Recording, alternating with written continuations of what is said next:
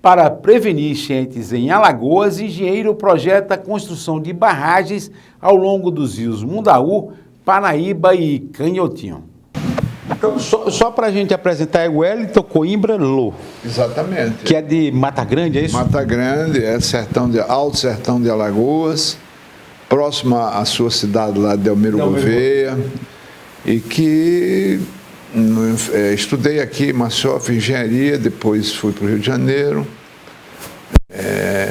fiquei durante 30 anos como professor e também ligado à engenharia, a empresas de projeto de engenharia. Depois fiz doutorado nos Estados Unidos e continuei com um pé na universidade, part-time dentro da universidade e outro tempo dedicado à engenharia consultiva.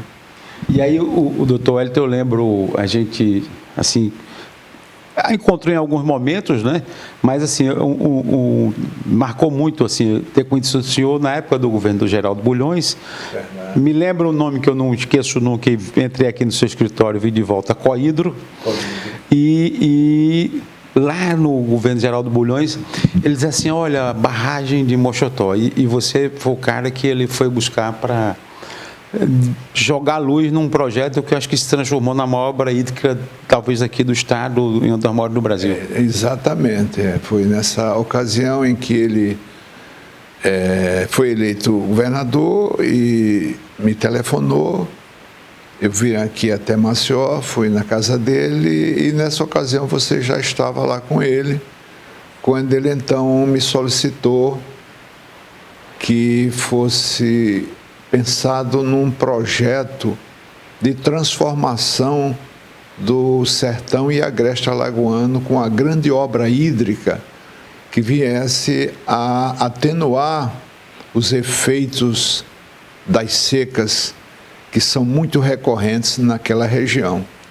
Então voltei para o Rio de Janeiro, juntamente com minha equipe, nós começamos um primeiro projeto básico, que depois foi transformado no executivo, e ele imediatamente contratou também a construção do primeiro trecho do canal, da estação elevatória e do primeiro trecho do canal. Que nasceu naquele momento como Canal de Mochotó. Ainda chamava-se porque a captação dele dá no complexo de Paulo Afonso, junto à foz do Mochotó. Por isso que a gente chamava de Mochotó. Depois nós mudamos essa nomenclatura para Canal do Sertão Alagoano. Mas as águas são águas do São Francisco, né? O São Francisco, naquela região de Paulo Afonso, tem todo o complexo, né, de PA1, 2 e 3, e a outra barragem, que é a barragem de PA4, que é a grande geradora do sistema, e tem a barragem de Apolônio Salles, que é onde a gente tem a captação do Canal do Sertão. Aquela região toda ali tem muita água. Na época, doutor, só para a gente lembrar o seguinte, uma preocupação, e eu lembro muito da discussão que o governador tinha, era na história da cota d'água, da elevação de água, porque isso era um ponto de viabilidade do projeto, né? Então, vocês pensaram num ponto de captação em que o custo de energia cairia. Exatamente. Porque, veja só, o canal ele poderia ter a tomada d'água na barragem de Itaparica, que fica numa cota bem mais elevada. E já chegaria aqui em Alagoas com uma cota que praticamente a gente não precisaria de estação elevatória. Mas a questão é que está no outro estado, a construção dessa obra em outro estado permitiria depois que Pernambuco reivindicasse a retirada da água, tinha os problemas ambientais e nós resolvemos então posicionar essa tomada no lago lá do Complexo Paulo Afonso, que é na cota 252, e se eleva essa água em 36 metros, vai para a cota 288, e de lá esse canal vem até Arapiraca, ele anda 250 quilômetros por gravidade. Ou seja, é uma obra que em nenhum momento ela vai, depois dessa primeira captação, ter uma outra elevatória. Não tem custo mais de energia. E eu diria a você que, se fosse o caso, até nós poderíamos fazer isso até Maceió, não é? Fazer uma pequena transposição naquela região de próximo a Arapiraca, mas não há necessidade, porque a finalidade do canal é a mitigação dos problemas causados pelas secas, pelas recorrentes secas que assolam o sertão e agreste do estado de Alagoas. E essa chaga que maltrata muito lá o sertanejo, ela vai ser muito atenuada com as águas que serão derivadas através de uma série de adutoras para as cidades e para os perímetros de irrigação. Então, falar um pouquinho mais de Canal do Sertão, mitigação, seca, água e chuva tem muito a ver com o segundo ponto da nossa conversa aqui. Mas o Canal do Sertão começou lá atrás com Geraldo Bulhões, teve várias interrupções, crises políticas.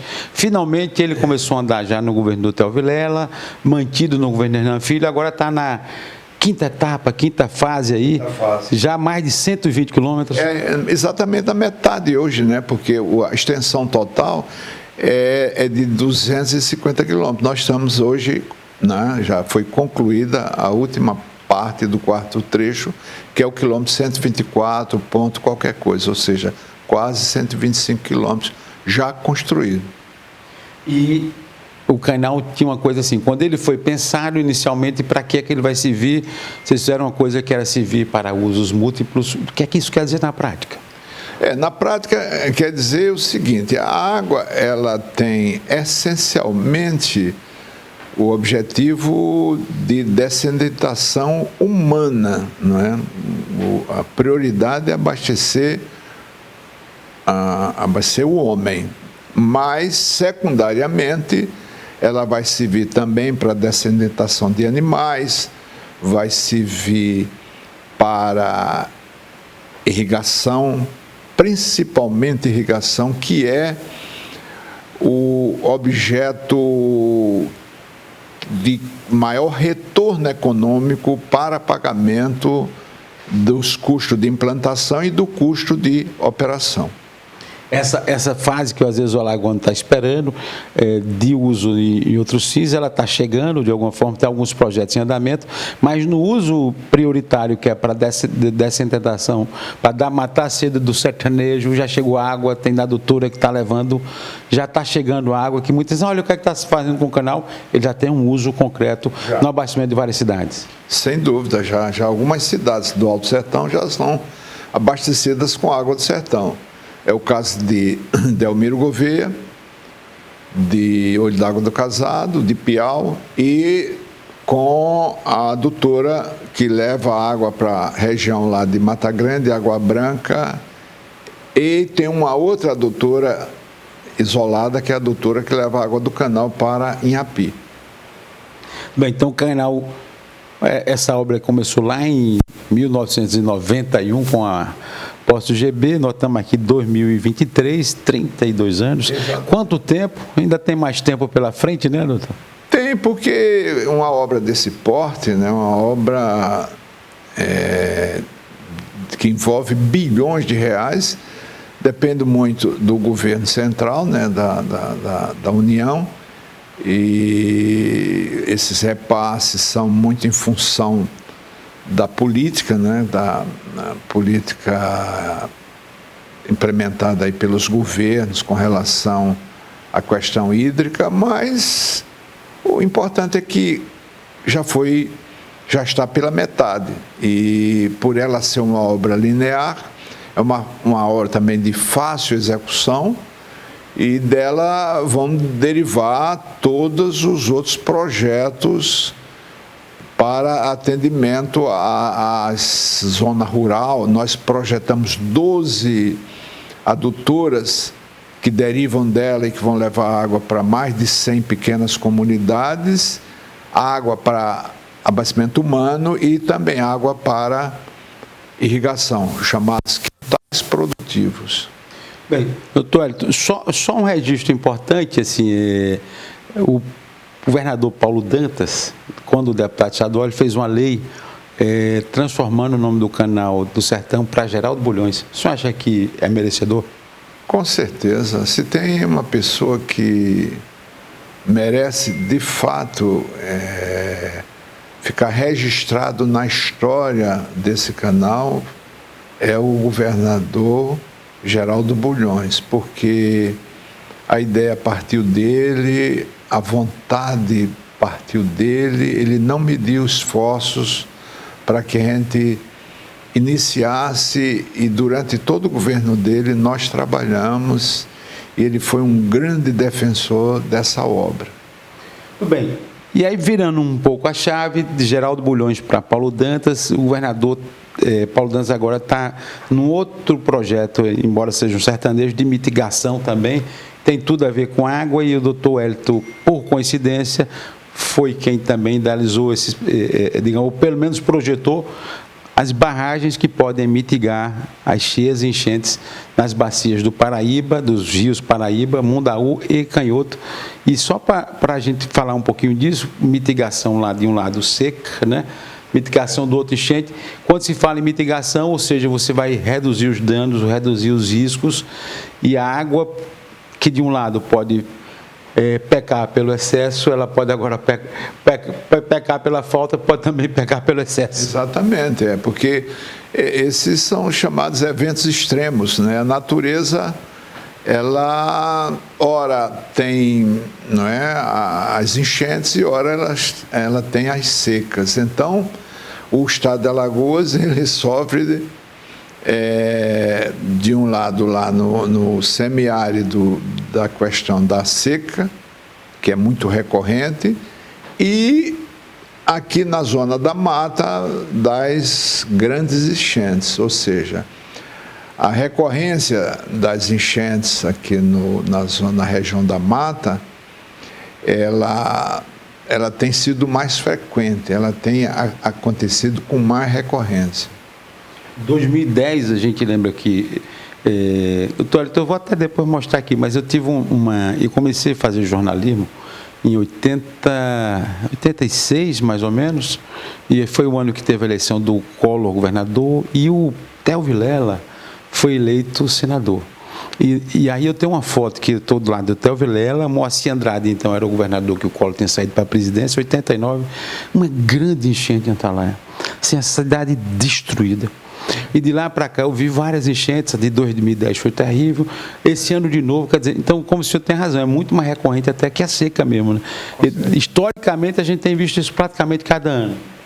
Porque, de certa forma, as medidas, não é, de mitigação das secas, elas são tomadas, as pessoas economicamente estão evoluindo, e os próprios governos, né, têm promovido ações, mas a seca ela vai continuar existindo. O que nós temos que ter são os meios, né, de atenuar esses efeitos. Agora, a questão das cheias, as obras, as grandes obras que deveriam ter sido implantadas, já tem projeto, nós fizemos o projeto em 2011, 2012, e eles precisam agora serem implementados. A gente fala já um pouquinho do Renan Calheiros, que também tem a ver com o Canal do Sertão, mas assim, o projeto que o senhor imaginou, pelo que eu li um pouquinho, seriam 8 barragens ao longo desses rios que iriam de alguma forma conter ou controlar a vazão, digamos, das cheias, para evitar que elas causassem tantos danos. Exatamente, porque a barragem em si, a barragem para contenção de cheia, ela deixaria o volume do reservatório todo esperando pela cheia. Entretanto, nós modificamos o conceito, nós colocamos uma quantidade de água, que será a água que vai regularizar aquele rio, ou seja, vai deixar a água fluindo permanentemente e alocamos um volume de vazio, que é aquele volume que vai esperar aquela cheia com uma recorrência de 50 anos. E esta água que sai, vai ficar saindo permanentemente da barragem, ela vai sair por um tubo, né, que é controlado por uma válvula e que vai regularizar a água daquele rio, permitindo que a jusante, por exemplo, as cidades que têm suas captações ao longo do rio, tenham sempre um afogamento naquelas bombas, ou seja, como o nível do rio não vai depressionar, as bombas vão ficar permanentemente afogadas e você terá sempre uma vazão em torno, próximo da vazão média do rio, que é a chamada vazão regularizada. Então, só para a gente falar um pouquinho, a gente tem aqui em Alagoas uma barragem que eu visitei assim, muito grande, que é do Rio Coruripe, lá na usina Coruripe. Não sei se você chegou a conhecer, mas que ele se propôs em algum momento a fazer isso, mas é uma barragem voltada para irrigação. As barragens que o senhor projeta são maiores que aquela, aparentemente, sim, que o senhor me falou de um número que me ficou na cabeça. Chega até 50 metros de altura, isso, então seria uma barragem, assim, talvez as maiores de Alagoas. Nós fizemos o plano diretor da bacia do Coruripe e, na ocasião, nós preconizamos duas barragens, Coruripe 1 e Coruripe 2. Certo. Foi feita uma barragem e a outra deverá ser feita também, porque o plano diretor assim recomenda. Essa primeira já, de certa forma, já tem essa função. Em ela ser uma barragem que acumula água e essa água serve para irrigação, ela sempre vai ter um espaço, porque ela nunca vai ficar permanentemente cheia. Aquele espaço que vai esvaziando da barragem é um espaço de vazio que, de certa forma, ele vai receber uma cheia. Ele também tem essa funcionalidade. E usa água lá para irrigar o canavial no verão, a barragem baixa um pouco, chega no inverno, repõe água. Exatamente. A cheia, parte dela fica na barragem, fica no reservatório desse barramento. Que é um problema comum, a gente está falando aqui de Rio Coruripe, se a gente for falar do Boacica ali em Igreja Nova, todos esses rios carecem de ter esses estudos de barramento, né? Com certeza. E no caso dessas barragens, como a gente está falando assim, o senhor imaginou barragens assim, então, de 50 metros, são barragens enormes, né?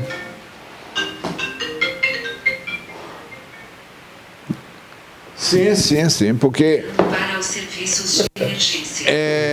Essas barragens, elas têm essa altura porque as cheias são cheias catastróficas, né? São vazões elevadíssimas, então você não resolve com um pequeno barramento. A engenharia, isso não é feito aleatoriamente, isso é feito através de estudos hidráulicos e de toda uma engenharia que leva a ter essa dimensão. E aí, claro, assim, o senhor calcula todo o volume da água, calcula toda a coisa, mas, em tese, assim, a gente está comprovado cientificamente que esse tipo de solução pode ser, do ponto de vista da preservação da vida, um avanço, mas também um avanço do ponto de vista de poupar o recurso público, né? Porque em 2010, por exemplo, o governo liberou só naquele ano mais de R$1 bilhão para poder, digamos, repor um pouco os estragos das chuvas. De lá para cá, cada ano vai gastando um monte de dinheiro que essas barragens poderiam evitar. Sem dúvida. Porque, veja só, essas barragens você implementa essas obras, gasta aquele dinheiro, mas ela vai existir enquanto a humanidade existir, elas vão existir. É como o Canal do Sertão. O Canal do Sertão, enquanto existe a humanidade, enquanto existir demanda por água, o canal vai existir, vai ter a sua funcionalidade. Ele é uma obra para durar enquanto existir o homem demandando por água. O homem sempre vai utilizar a água para os diversos fins. É como a barragem. A barragem ela não é ela não é feita para durar 50 nem 100 anos, ela é feita para ter uma utilidade permanente. Enquanto houver cheia, ela vai atenuar as cheias, ela vai laminar as cheias. E algumas obras que a humanidade fez ao longo de sua história mostram muito isso, né? Sem dúvida, as grandes barragens feitas em todo o mundo, né? A primeira grande barragem que foi feita pelo homem foi a barragem de Al-Kafara, na cidade do Egito. O Egito construiu essa barragem para abastecimento d'água da cidade da capital do Cairo. E sua existência, quer dizer, já foi para abastecimento d'água. Todas as cidades, a proporção que elas vão aumentando sua população, elas não vão mais captando diretamente no rio, elas vão captando nesses lagos, nesses reservatórios, nesses estoques de água para atender às suas populações. Então, doutor, o senhor assim, imaginou então essa solução de mitigação da enchente, e a gente começou conversando de mitigação de seca. A água, então, ela, claro, faz presença tudo, mas permite aí, com o uso da engenharia, que a gente não é que vá dominar a água, mas que a gente use melhor e conviva melhor com ela, porque o que se busca é isso. É a convivência do homem, tanto de um lado no sertão, quanto aqui na zona da mata. As obras ajudariam o homem a conviver melhor com a natureza e com o meio ambiente, e principalmente com esse recurso que é essencial à vida, que é a água. Com certeza, porque tudo isso ela traz uma segurança, não é, para a existência do homem, para dar essa tranquilidade no psicológico, né? Porque a cheia, ela destrói muito o psicológico dos ribeirinhos. A cheia e a seca também, ela não afugenta mais as populações. Você não tem mais as populações migrando em consequência desses flagelos. Essas obras, as menores que a gente já viu, né? Um pequeno açude, uma cisterna, aquelas cisternas de calha que pega água do telhado, todas essas obras, até uma grande obra como o Canal do Sertão, uma grande barragem, isso ajuda o homem a viver, a conviver. Fixar no seu meio, né? A não ter essa necessidade de migrar, né? De abandonar seus rincões natais, né? Eles ficam sempre, né, trabalhando, acreditando que vai dar certo. E agora está dando, né? Porque a gente viu que assim, o sertão de Alagoas hoje já se tornou muito mais produtivo, por exemplo, e aqui na zona da mata, com essas barragens que algumas usinas fizeram, já conseguiu tornar também a região melhor e mais produtiva.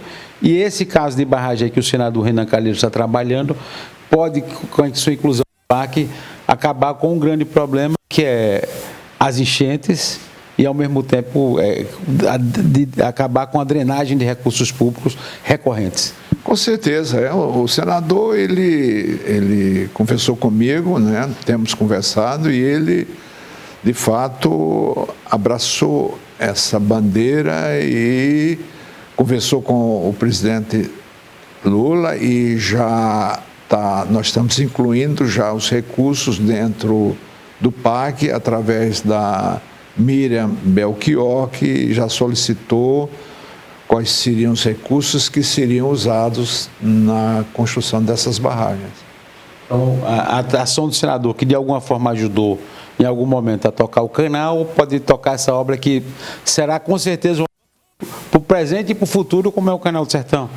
Com certeza, com certeza. E ele realmente tem mostrado com muita disposição esse propósito de resolver a questão dos recursos que serão utilizados na implantação dessas obras. Para a gente encerrar aqui, parte dessas barragens já tem prontos.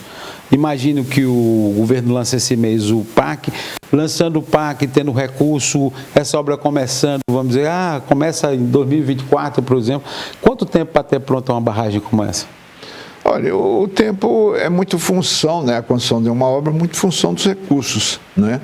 Você tendo os recursos, o tempo normal para uma obra dessa será em torno de 2 anos. Então, daqui 2 anos, se tiver tudo funcionado, as secas poderão, de um lado lá no Canal do Sertão, continuar sendo contidas, mas as enchentes também poderão ser barradas aí. Barradas, com certeza, elas serão contidas, né? Porque na realidade é um conjunto de barragens, né? Uma única barragem, ela não tem capacidade de segurar toda cheia.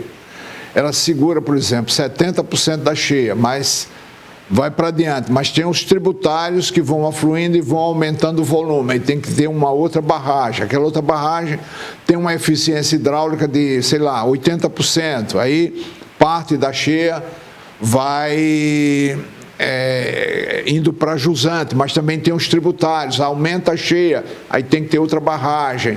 E até chegar no momento que toda ela está controlada. A boa notícia é que tem solução. Podemos salvar vidas e poupar recursos. Com certeza, esse é o caminho. É não poupando esforços e tendo determinação também política de implementação de um programa dessa natureza. Tudo bem.